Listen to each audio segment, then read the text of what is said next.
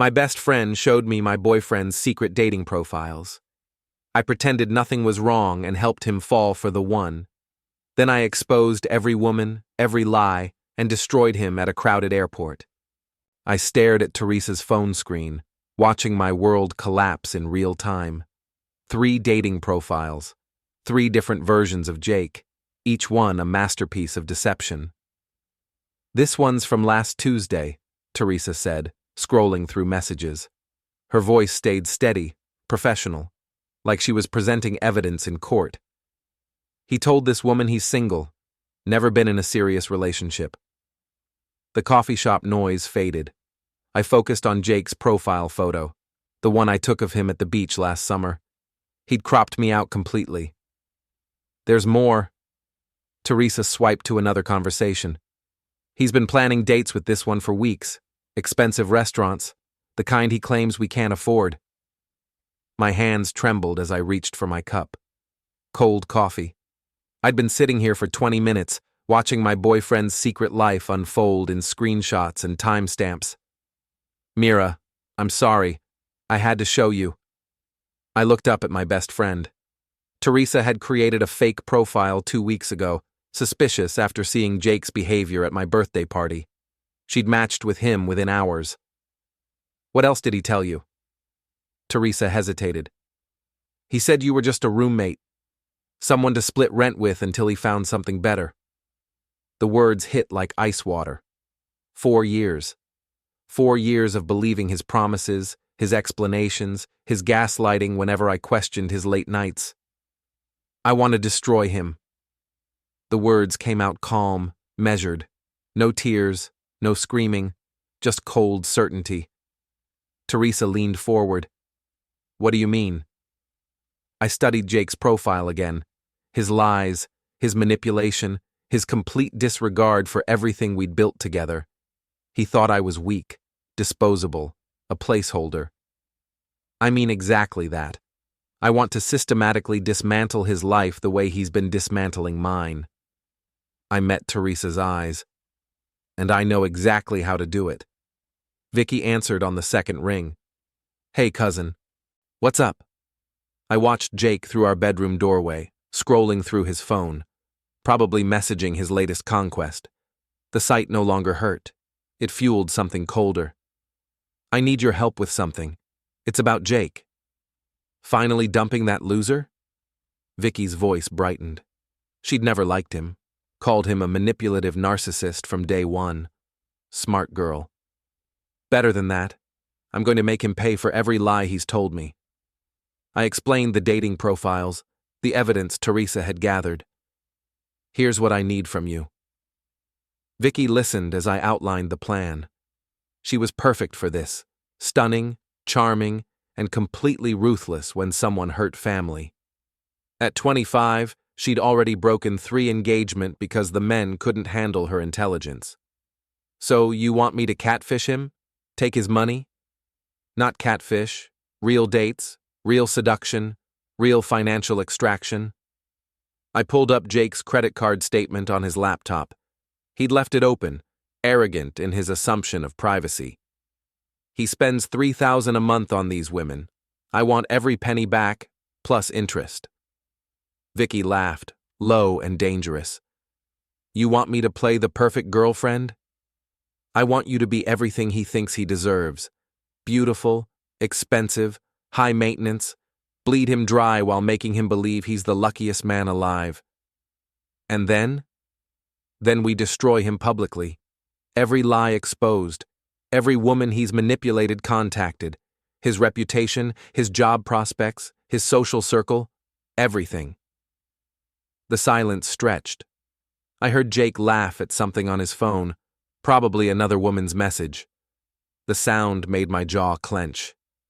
"I'm in," Vicky said finally. "But I want the expensive dinners and shopping trips. If I'm playing this role, I'm playing it right." "Done. His credit cards can handle it." "When do we start?" I looked at the dining receipt from last week, Jake's dinner with clients that cost $400, the same night he'd told me he was working late. "Tonight. Create your profile now. He'll match with you by tomorrow." 3 days later, Jake came home whistling. Actually whistling. He'd been messaging someone new, someone who made him smile at his phone like a teenager. "Good day at work?" I asked from the kitchen, keeping my voice light. "Yeah, really good. Landed a new client." He kissed my cheek, distracted. His phone buzzed immediately. He checked it, grinned, then caught himself. "Just work stuff." I nodded, stirring pasta sauce. "Teresa's coming over later. Girls' night." "Cool. I might go out with the guys anyway." The guys. Right. I'd already confirmed through Teresa's continued surveillance that his guys' nights were actually dates with various women from the apps. Jake disappeared into the shower. His phone sat on the counter, face up. A message from Vicky appeared. "Can't wait for dinner tomorrow. That place looks amazing." Perfect. Vicky had hooked him completely. 3 days of strategic flirting, carefully crafted to appeal to his specific narcissistic triggers. She'd studied his type from Teresa's intelligence, young professional women who seemed impressed by his mediocre job and basic lifestyle. But Vicky was playing a different game entirely. I heard the shower running and opened his banking app. He'd saved the password in his browser, trusting and careless. The checking account showed a $500 charge to Morton's Steakhouse, tomorrow's reservation. My phone buzzed. Vicky's update. He's taking the bait perfectly, bragging about his income, his apartment, his freedom. Says he's never been tied down by a serious relationship. I typed back, "Good. Make him spend everything." Already planning the weekend trip to Napa. He suggested it himself. The shower shut off. I closed the banking app and returned to cooking, humming softly. Jake emerged 15 minutes later, cologne heavy, clothes carefully chosen. "Actually, I think I'll stay in tonight," I said casually. "Order takeout, watch movies." Relief flashed across his face. "Oh, okay, cool." He wanted me home, predictable, while he played his games elsewhere. The old me would have felt hurt, rejected. The new me felt only satisfaction. Jake left an hour later, claiming sudden drinks with co-workers. I watched from the window as he drove toward the restaurant where Vicky waited. Phase 1, complete. "He bought me a $3,000 necklace," Vicky said, holding up the Tiffany box. "After knowing me for 2 weeks." We sat in Teresa's apartment, planning the next phase. Jake thought I was at my sister's place for the weekend. Instead, I was coordinating his systematic financial destruction. "His credit card statements show $8,000 in charges this month," Teresa added, scrolling through the screenshots I'd taken. Dinners, gifts, hotels, all for various women. I studied the hotel keycard Vicky had saved from their Napa trip. Jake had paid for the presidential suite, champagne service, spa treatments, money he claimed we didn't have for our own relationship. "He's already talking about a trip to Paris," Vicky continued. "Says he wants to show me the world. Keeps mentioning how he's never felt this way about anyone." The irony was perfect. Jake was falling for Vicky's performance the same way I'd once fallen for his lies. Except Vicky's deception had purpose, justice, not manipulation. "What about the other women?" I asked. Teresa pulled up her tracking document. "He's still messaging 6 others, but Vicky's getting the majority of his attention and money. The expensive dates, overnight trips, shopping sprees. Good. Keep escalating. I want him financially overextended before we move to phase 2. Vicky grinned. "Already on it. I mentioned wanting to see Hamilton next weekend. Orchestra seats, naturally." Perfect. I looked at both women, my cousin and best friend, united in this elaborate revenge. He thinks he's playing us all. Time to show him what real manipulation looks like. My phone buzzed. A text from Jake. "Miss you, babe. Can't wait to see you tomorrow." I showed them the message. We all laughed, but mine sounded different. Harder. The girl who'd believed his lies was gone, replaced by someone calculating and patient. "Phase 2 starts Monday," I announced. "Vicky, keep him spending. Teresa, document everything. I'm going to start reaching out to his other victims." "What's the end game?" Teresa asked. I fingered the key card from Jake's romantic weekend. The weekend he'd paid for with money stolen from our joint account while telling me we couldn't afford a vacation. Public humiliation. Complete social destruction. I want everyone to know exactly who Jake really is. The airport was crowded, perfect for what came next. I spotted Jake immediately. He stood near the departure gate, flowers in hand, checking his phone anxiously. He was waiting for Vicky, who'd convinced him to book a surprise trip to Miami. First-class tickets, ocean view suite, the works. $15,000 he'd borrowed against his credit cards. Vicky wasn't coming. I approached from behind, my heart steady. Teresa flanked me, phone ready to record. The other women Jake had been manipulating, 5 of them, waited nearby. We'd coordinated this perfectly. Jake. He spun around, face cycling through confusion, panic, and desperate calculation. Mira? What are you doing here? I thought you were… Working late? Visiting my sister? Sick with food poisoning? I stepped closer. Funny how you always know exactly where I am, but I never know where you are. His mouth opened, closed. The flowers trembled in his grip. Looking for someone? I gestured toward the gate.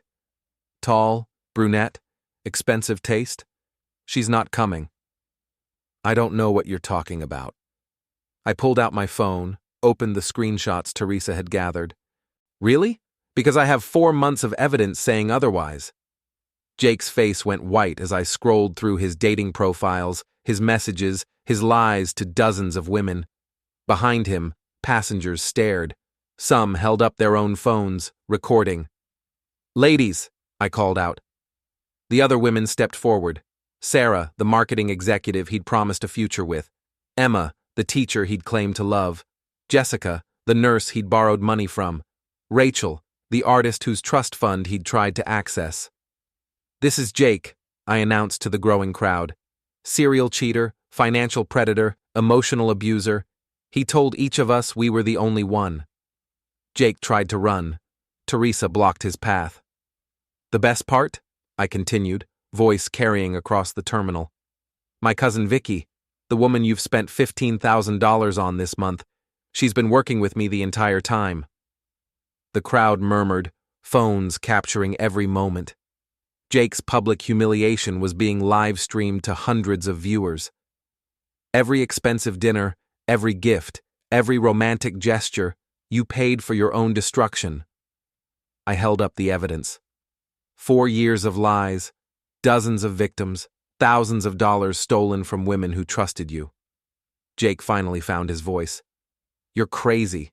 This is insane. No, I said calmly. This is justice. The video went viral within hours. Airport justice trended on 3 platforms. Jake's face became synonymous with manipulation and betrayal. I sat in Teresa's apartment, watching the view count climb. 40,000 shares, 8,000 comments, most supportive, some calling me vindictive. I didn't care about the critics. His job called, Teresa reported, scrolling through updates. Terminated for conduct unbecoming. Apparently, several female colleagues came forward with harassment complaints after seeing the video. I nodded, unsurprised. Men like Jake rarely limited their predatory behavior to one area of life. What about his apartment? I asked. Evicted. He can't make rent without the money he was stealing from you and the credit cards he maxed out on Vicky. The financial records were damning. Jake had been systematically draining our joint accounts while accumulating massive debt pursuing other women. The paper trail showed a pattern going back 2 years. Any word from him directly? Blocked your number, deleted all social media, moved back with his parents. Teresa looked up from her laptop. Vicky says he tried calling her, begging for another chance. Didn't realize she was part of it until the airport. I felt nothing. No satisfaction, no regret, no lingering anger. Just emptiness where 4 years of manipulation used to live. My phone buzzed. A message from Sarah, one of Jake's other victims. Thank you. I was planning to loan him money for his sick mother. You saved me from financial ruin. Similar messages had been arriving all day. Women thanking me for exposing Jake's patterns, sharing their own stories of his manipulation. The receipt of their gratitude felt more valuable than any apology Jake could offer. Do you regret it? Teresa asked gently. I considered the question. Jake's life was destroyed, his reputation ruined, his future prospects limited. Some might call it excessive. But I remembered the screenshots of him calling me just a roommate, the stolen money, the years of gaslighting, the dozens of women he'd manipulated. No, I said finally. I regret trusting him. I regret wasting 4 years. But destroying him? No regrets at all. 3 months later, I stood in the doorway of my new apartment. Sunlight streamed through windows Jake had never seen, illuminating spaces he'd never contaminate with lies. The key card to our old place sat on the kitchen counter, ready to return to the landlord. I'd kept nothing from that life except the lessons it taught me about recognizing manipulation. It's perfect, Vicky said, setting down a housewarming gift. Clean slate, clean conscience. Teresa emerged from the bedroom, grinning. The bed frame looks great. Very independent woman starting over. I laughed, the sound lighter than it had been in years. The apartment was small, but mine, paid for with money I'd recovered from Jake's fraudulent charges and my own rebuilt credit. My phone buzzed. A message from Emma, Jake's former victim turned friend. Coffee later? I have news about that job interview. The women Jake had hurt had become an unexpected support network. We'd bonded over shared experiences, helped each other heal and rebuild. His attempt to isolate and manipulate us had instead created lasting friendships. Any regrets? Vicky asked, echoing Teresa's question from months ago. I looked around my new space, clean walls unmarked by Jake's presence, furniture chosen by me alone, a life rebuilt from scratch but stronger than before. Just one, I said. I regret not doing it sooner. Jake was somewhere out there, probably rebuilding his own life. Part of me hoped he'd learned something, become better. But that wasn't my responsibility anymore. I'd transformed from victim to architect, from manipulated to empowered. The woman who'd believed Jake's lies was gone, replaced by someone who recognized her own worth. The key card caught the afternoon light, a small symbol of everything I'd left behind. I picked it up, smiled, and dropped it in the trash.